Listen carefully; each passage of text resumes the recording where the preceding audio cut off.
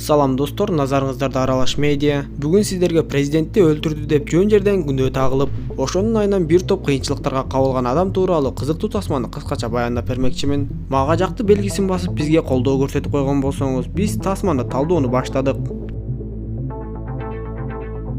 Башында Боб Лис Уэйгер аттуу сержант снайпер жана анын жолдошу аскерлер жана аскердик техникалар өтүп бара жатканда аларды коргоп кайтарып турушкан болчу. Күтүлбөгөн жерден эле кайдан жайдан душмандар пайда болуп, аскердик техникалар шекесинен эле кыйрай баштаганда Уэйгер жана анын жолдошу болушунча көп душмандарды жок кылганга аракет кылышат. Ал жерде душмандардын тиг учагы да пайда болуп, бары жогун жардырып отуруп, бир кезде кырдагы снайперлерди байкап калат да түз эле ошол жака учуп жөнөйт. Алар дароо эле штабтагы аскерлер менен байланышка чыкканга аракет кылышкан, бирок ал жердеги аскерлер негедир үмүтсүз карап эле аларды өлүмгө таштап коюшту. Ошентип тиг учактын атылган окторунан улам Уэйгердин жолдошу Боб дагы көз жумат.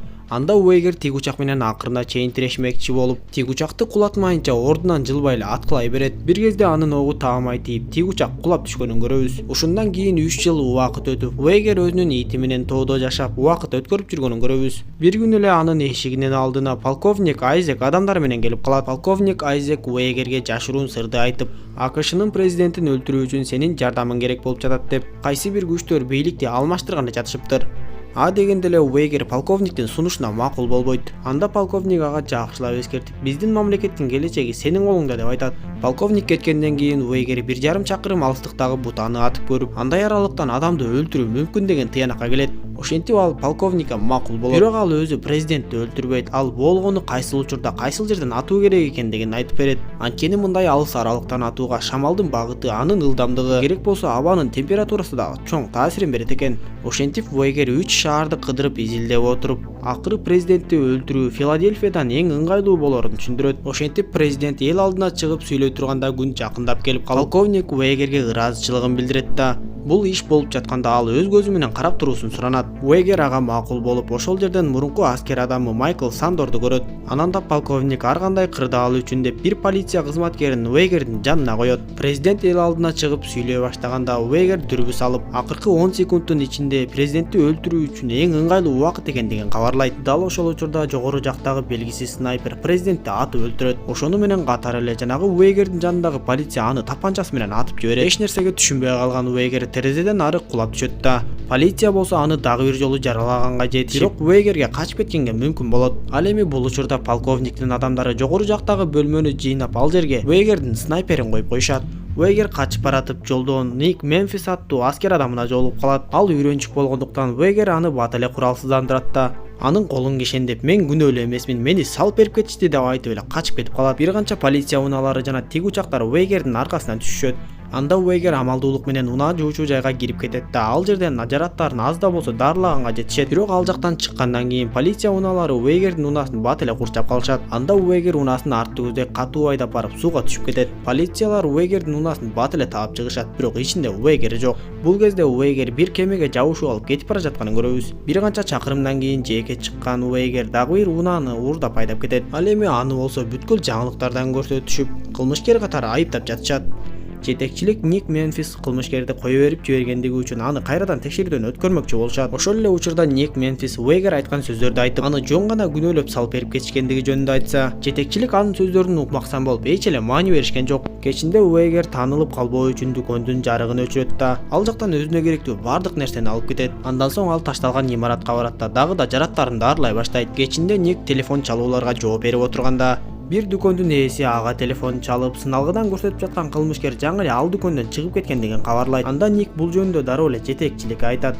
Бирок алар дагы эле эч нерсеге маани беришкен жок. Ник бул ишке өтө кызыгып калат да, түндө таң аткыча изилдеп отуруп, өлгөн адамды Уэйгер атпаганына бир нече фактыларды табат да, Уэйгерге дагы да ишене баштайт.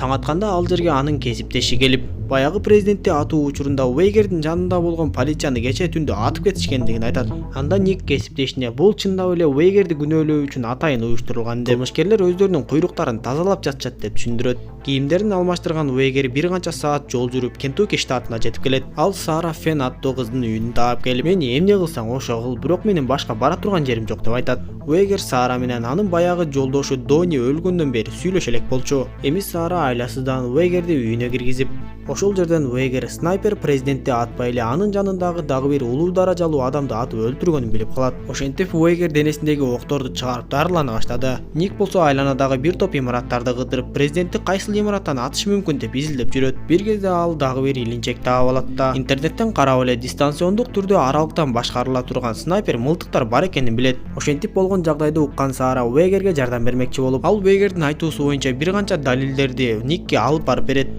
Көчөдөн Уэйгер күтпөгөн жерден полициялардын курчоосунда калып калат. Бирок ал полицияларды бат эле арыдан бери кылат да бир рацияны өзү менен кошо ала кетет. Эми Ник Сара берген далилдүү маалыматтарды колдонуп кесиптешинен жардам сурап, ал маалыматтарды күтүлбөгөн жерден эле жаңылыктардан чыгарып жибергенге аракет кыла баштайт. Бирок анын мындай аракеттерин бийлик өкүлдөрү бат эле байкап калышкан окшойт. Көчөдө кетип бара жатканда Никти 3-4 адам кармап кетишет да. Алар Никти бир жерге алып барышып, андан ар нерселерди сурап билгенге аракет кылышат. Бирок Ник эч нерсени билбегендиктен, алар атайын аспап менен Никтин өзү өлтүртмөкчү болуп жатышканда, вактыга жараша алыс эмес жерде Уэйгер аларды аңдып турган болот. Уэйгер дароо эле снайпери менен үчөөнү 3 жакка тоголотуп, ал Никтин жанына келгенде Ник Уэйгерге булар менен закондуу түрдө чечиш деп айтса, Уэйгер ага булар деген бийлик адамдары, алар законду уруп ойнобойт. Закондуу түрдө чечишем десем, мен баары бир утулуп калам. Мен буларды бир гана мылтыктын күчү менен гана жеңе алам деп айтып, ошондон тарта Ник дагы Уэйгерге жардам бермекчи болот. Ал эми бийликтегилер Сара жөнүндө да билип калышат да Уэйгерди тузакка салмай болушат. Эми Уэйгер менен Ник Райт аттуу эксперт адамга барып жолугушуп, Уэйгер аны менен сүйлөшүү учурунда ал Уэйгерге дээрлик 2 чакырым алыстыктан адамды атып өлтүрө ала турган дүйнө боюнча 2 эле адам бар. Анын бирөөсү сен болсоң, бирөөсү Майкл Сандор деп айтат. Ошондо гана Уэйгердин эсине Майкл Сандор түшүп,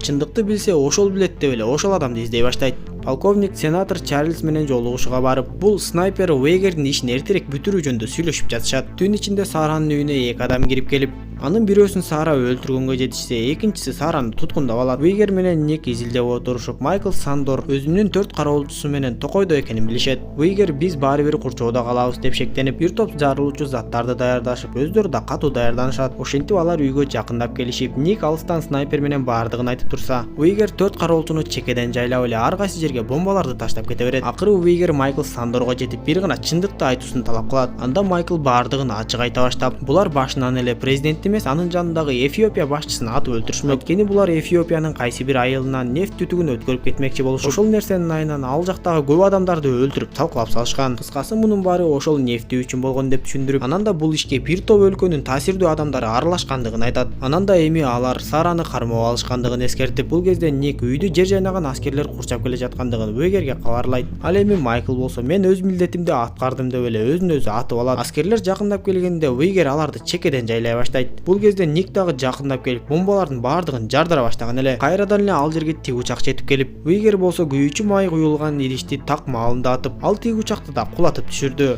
Эми Уэйгер полковник менен байланышка чыгып, полковник ага Сараны туткундап алгандыгын айтса, Уэйгер дагы ага Майклдын оозунан бар чындыкты телефонго жаздырып алгандыгын айтат. Ошентип экөө сүйлөшүп, Уэйгер кызды телефонго алмаштырмакчы болот. Полковник экөө асман тиреген ак карлуу тоолордун башында жолукмакчы болушат. Ошентип полковник Сараны алып келип конгон кезде, аркы кокту жактан эле бир адам аларды көздөй басып келе баштады. Бир кезде эле ал адамга ок тийип, ордунан жыгылып кайра турат. Көрсө полковник дагы өзүнүн снайперлерин даярдап койгон экен. Ок тийген адам Ник болуп чыгат жана ал калың темирди койнуна салып алыптыр. Ал эми арт жакта аппак болуп билинбей жаткан Уэйгер полковниктин снайперин табат да дароо эле атып өлтүрөт. Уэйгер полковниктин андан башка да 2 снайперин таап өлтүрүп, анан да Сараны кармап турган адамды мынтыгы менен кошо колунда жулатат. Акырында Уэйгер чыгып келип Сараны колго алып, бирок телефондогу үн жазууну эч кимге бербей өрттөп салат. Ошол замат эле ал жерге тиг учактар менен ФБР жетип келип, Уэйгерди кармап кетишет. Ошентип бир канча күн өткөндөн кийин прокурор ФБР директорунун алдында Уэйгер Сара жана Никтин айта турган сөздөрүн угууга макул болушат. Ник ошол жерден эч кимге билгизбей Уэйгерге снайпердин огун берип коет. Анда Уэйгер ал жердегилердин баардыгынын көзүнчө окту мылтыкка салып, дароо полковникти бутага алып эле машаны басып калат. Бирок мылтыктан эч кандай ок чыккан жок. Ошондо гана Уэйгер баардыгын түшүндүрүп, бул мылтык меники эмес деп танбаймын. Албетте бул менин мылтыгым. Бирок мен мылтыктарымды колдонбой турган кезде дайыма бир тетигин чыгарып коёмун. Ал тетиги жок мылтык атылбайт деп баардыгына далилдеп берди окшойт. Мындай көрүнүштөн кийин прокурор Уэйгерге так далилдер жок деп аны бошотот. Бирок ошол эле учурда полковникада так далилдер жок болгондуктан аны да эч ким кармай албайт. Ошентип көп өтпөй эле бир күнү кечинде полковник сенатордун үйүндө бир нерсени сүйлөшүп жатышканда ага күтүлбөгөн жерден ок тийип сенатордун унаасы жарылып, бир заматта эле үйдүн ичине Вейгер кирип келип сенаторду баш кылып баардыгын өлтүрүп, андан соң үйдү жардырып салат да кетип калат. Ушуну менен тасма соңуна чыгат достор. Тасма жөнүндө ой пикириңиздер болсо комментарийге жаза кетиңиздер. Колдоо иретинде көбүрөөк адамдарга бөлүшүп каналга катталып койсоңуздар кубанычта болобуз. Дагы бир кызыктуу тасмадан жолугушканча саламатта болуңуздар.